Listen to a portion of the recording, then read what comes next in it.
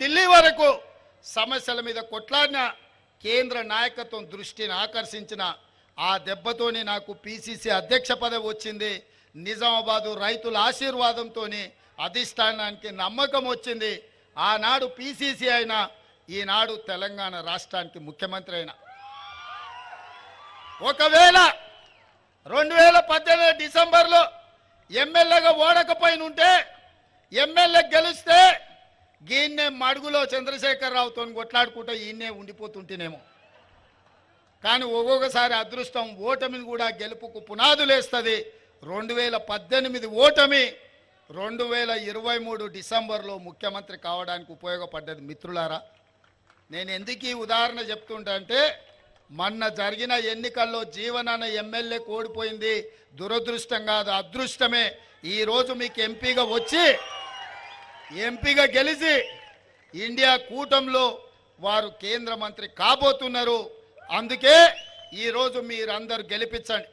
14లో BRS కోటేసిండ్రు, కవితమ్మ మిమ్మల్ని మోసం చేసింది.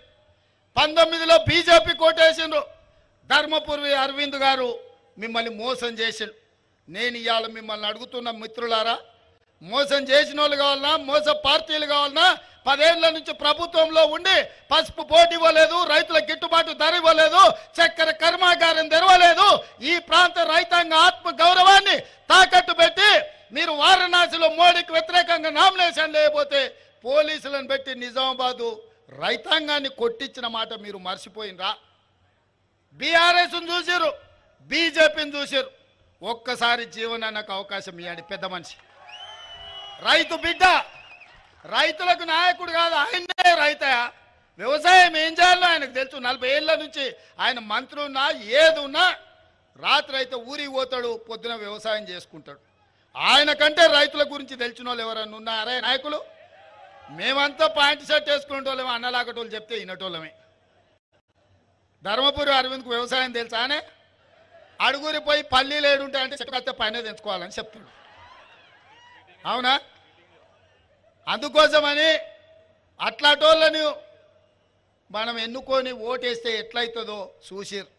సరే, కవితమ్మ గురించి నేను చెప్పాల్సిన పని లేదు, ఇక బాజిరెడ్డి గోవర్ధన్ గురించి నేను అడగాల్సిన పని లేదు. ఆయన గిన ఓటేస్తారంటే ఆయన కొడుకులు అచ్చోసిన ఆంబోతులాగా మీ మీద పడతారు. గోవర్ధన్ గిన ఓటేస్తారా వాళ్ళ కొడుకులంతా మీ మీద పడతారు. మీరు ఇక మళ్ళీ నెల హఫ్తాలు కట్టాల్సిందే. పాల పైసలు, కూరగాయల పైసలు తీసుకొచ్చి వాళ్ళకి ఇచ్చిపోవాల్సి వస్తుంది పట్టణానికి, టౌన్కి వస్తే. అందుకే మిత్రులారా, ఇవాళ పదే గుడి గురించి మాట్లాడుతున్నారు. నేను ఒక్క మాట చెప్పదలుచుకున్నా ఈ వేదిక మీద నుంచి.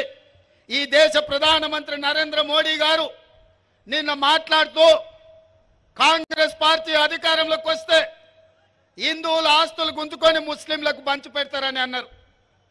ఒక secular country, doctor Babasaheb Ambedkar రచించిన రాజ్యాంగం, ఆ రాజ్యాంగం మీద ప్రమాణం చేసిన ప్రధానమంత్రి 2 మతాల మధ్యలో చిచ్చు పెట్టే విధంగా మాట్లాడుతున్నాడంటే ఓటమి నరేంద్ర మోడీని వెంటాడుతుంది, వేటాడుతుంది. నరేంద్ర మోడీ భయపడి ఈరోజు మతాల మధ్యలో చిచ్చు పెట్టాలనుకున్నాడు. అందుకే ఈ వేదిక మీద నుంచి इस मंच से मैं नरेंद्र मोदी जी से साफ साफ एक बात मैं कहना चाहता हूं, जब जब कांग्रेस पार्टी सत्ता में था हम हिस्सा दिए, बराबर दलित को दिए, आदिवासी को दिए, ओबीसी को दिए। किसी का जायदाद खींच लेकर और किसी को नहीं दिए। हम इतना संविधान को बचाए, ऐसे संविधान किस देश को दिए हम लोग। अगर भाई का जायदाद दूसरे भाई को देना है तो भी कानून के हिसाब से देना पड़ता, मगर किसी का जायदाद खींच लेकर और किसी को देने का कानून अपना देश में नहीं है। 13 साल मुख्यमंत्री था मोदी जी, 10 साल प्रधानमंत्री था।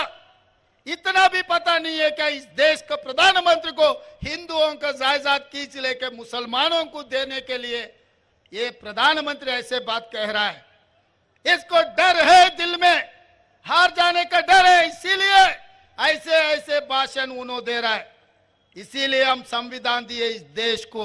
डॉक्टर बाबा साहेब अंबेडकर ये लिखा उसमें, अगर बाप का जायदाद बेटे को भी देना है तो विरासत देना, भाई का जायदाद छोटे भाई को बहन को भी देना है तो एक हिसाब किताब से वो बदली करना। ऐसे झूठे बातों से कितने दिन देश को धोखा देंगे मोदी जी? ये कोई तरीका नहीं है, आपको कोई शोभा देने वाले बात नहीं है। ऐसे बात मत कहो, ये देश के लिए सुरक्षा नहीं। మిత్రులారా, హిందువుల ఆస్తులు ముస్లింలకు గుంజి పెడతారంటున్నారు.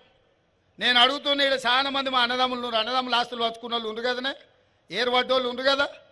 కాగితం రాసుకోకుండా, పెద్ద మనుషులు లేకుండా, తల్లిదండ్రులు ఒప్పుకోకుండా అన్న ఆస్తి తమ్మునికే ఇచ్చేటట్లేదు, తండ్రి ఆస్తి బిడ్డకి ఇచ్చేటట్లేదా? మన రాజ్యాంగం అట్లుంది.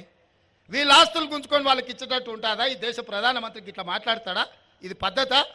ఎన్నికల్లో గెలవాలని ప్రయత్నం చేస్తే తప్పులేదు, కానీ దేశాన్ని మత ప్రాతిపదికన విభజించి చిచ్చు పెట్టి రాజకీయ ప్రయోజనం పొందాలని చూస్తున్నారు. ఇది దేశానికి మంచిదా? ఒక్కసారి ఆలోచన చేయండి. అశాంతి పెట్టేగి మన మధ్యలో పంచాయతీలు పెడితే ఈ దేశం కుప్పగూలుతుంది, ఈ దేశానికి తీరని నష్టం జరుగుతుంది.